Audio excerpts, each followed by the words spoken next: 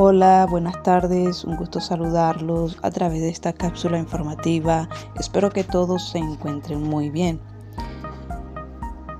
La idea de hoy no es venir a aburrirlos con una clase de historia llena de fechas fastidiosas, no. La idea es que nos sentemos a analizar algo que nos toca directamente y es cómo cambió la forma de ver nuestra carrera. Vamos a hacer un corto viaje desde el siglo XIX, cuando todo era ordenar libros en estantes, hasta el sol de hoy, año 2026, donde nos toca plantearnos qué vamos a hacer con la inteligencia artificial de cara al 2030. Así que sin más preámbulos, quédense conmigo y lo revisamos. Empecemos por los orígenes, por allá entre 1850 y 1900. Imagínense esa época. La realidad era puramente física. Si no estaba en papel, no existía. Por eso el enfoque de la carrera en ese momento era netamente técnico. El bibliotecario era como un guardián de un templo, y su único trabajo era cuidar los libros y meterlos en un estante.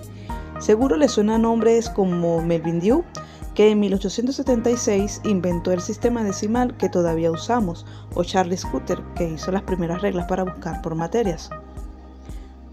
Pero lo fino de esto es ver qué pasaba en Venezuela. Aquí estábamos con la fiebre del positivismo, esa idea de orden y progreso. Y tuvimos a nuestro propio precursor, Adolf Ernst. En 1875, Ernst armó el catálogo de la Biblioteca de la Universidad de Caracas, lo que hoy es nuestra UCB. Fue la primera bibliografía impresa del país y estaba organizada de una forma súper rígida por materias científicas. O sea, la mentalidad de la época era: si algo no está inventariado y ordenado, no sirve.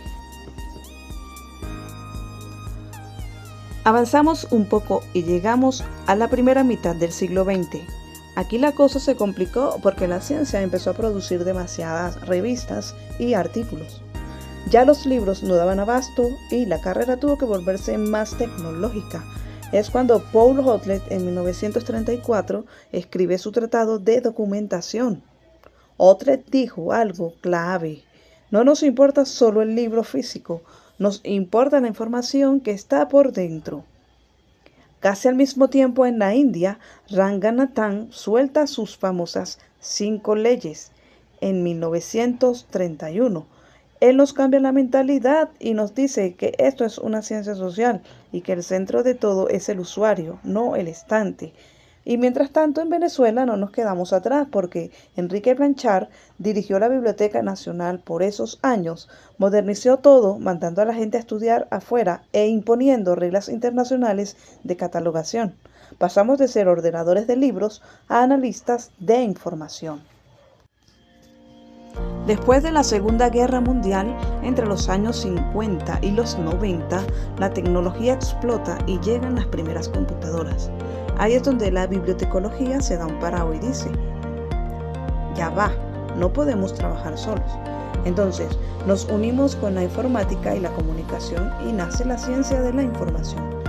Jesse Shera metió un concepto bellísimo aquí: la epistemología social. Básicamente decía que nuestro trabajo es ser el puente entre el conocimiento acumulado y lo que la sociedad hace con él. Y miren este dato que nos toca el corazón. En 1948 se funda nuestra escuela, la EVA, en la UCB. A partir de ahí, la profesión en Venezuela se volvió universitaria.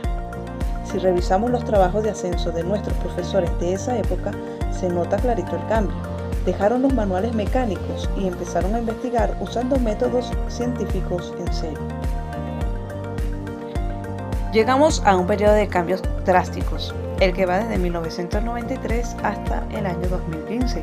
Todo arranca en el 93 con el nacimiento de la World Wide Web, donde la información se desmaterializa y empieza a mudarse a la nube. Obviamente que las bibliotecas no se quedaron congeladas en los 90. Vivieron una transición larga donde montaron el modelo CROI, Centro de Recursos para el Aprendizaje y la Investigación. Lo interesante es ver cómo nuestra escuela, la EVA, fue investigando y asimilando este impacto tecnológico paso a paso a lo largo de esas 2 décadas. Por ejemplo, para procesar la llegada del Internet, el profesor Jesús Jurado analizó cómo la escuela tuvo que diseñar e implementar sus primeros sistemas de recuperación de información en la web. Más adelante, en el año 2011, las investigadoras Andrea Bartito y Olga González demostraron en su tesis que el profesional ya no solo organizaba páginas estáticas, sino que se había transformado en un gestor de contenidos, manejando plataformas web 2.0 para que el usuario interactuara. Y al final de este ciclo, en el 2017, la tesis de Berta Ramírez y Joana Flores estudió el boom del acceso abierto a través de portales como Saber UCB, demostrando que para el cierre de esta época, nuestra misión metodológica era liberar la ciencia universitaria en la red.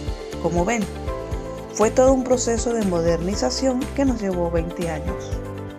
Y así llegamos a donde estamos parados hoy en pleno 2026, mirando hacia el 2030, metidos en la famosa revolución 5.0, que a diferencia de la 4.0 era muy fría y de puras máquinas, nos enseña que la tecnología tiene que volver a ser humana, pasando de guardar datos a hacer gestión del conocimiento.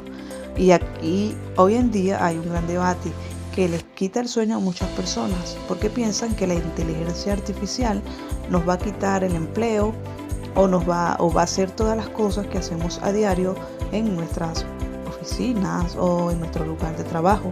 Y yo pienso que eso no es así, porque si nuestro trabajo fuera solamente clasificar, contar libros en una computadora, obviamente que la IA nos podría pasar por encima, porque es una máquina perfecta que puede procesar millones de datos en un segundo, pero como ella no piensa, si nosotros le soltamos un lote de PDFs, obviamente que lo va a ordenar en un instante, pero jamás ella podrá saber si son falsos o si vulneran la privacidad de alguien.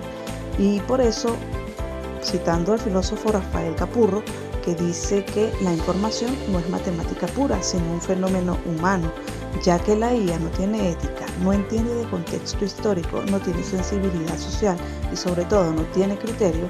En fin, la máquina tiene la velocidad para procesar, pero nosotros, los profesionales de la información, somos los que ponemos el análisis para interpretar la verdad.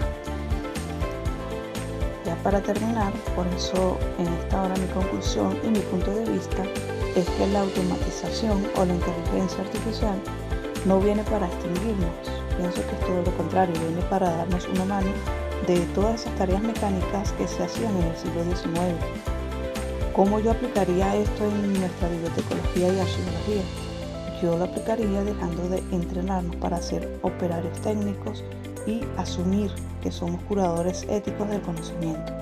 Teniendo en cuenta el enfoque mixto de esta carrera, le daría un uso a esa herramienta llamada IA, pero siendo nosotros los que le demos el análisis cualitativo, es decir, defendiendo la información de las falsas noticias.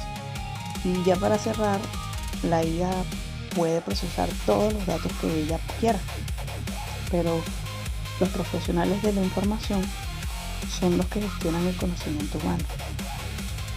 Muchas gracias, espero hayan entendido, que estén todos bien.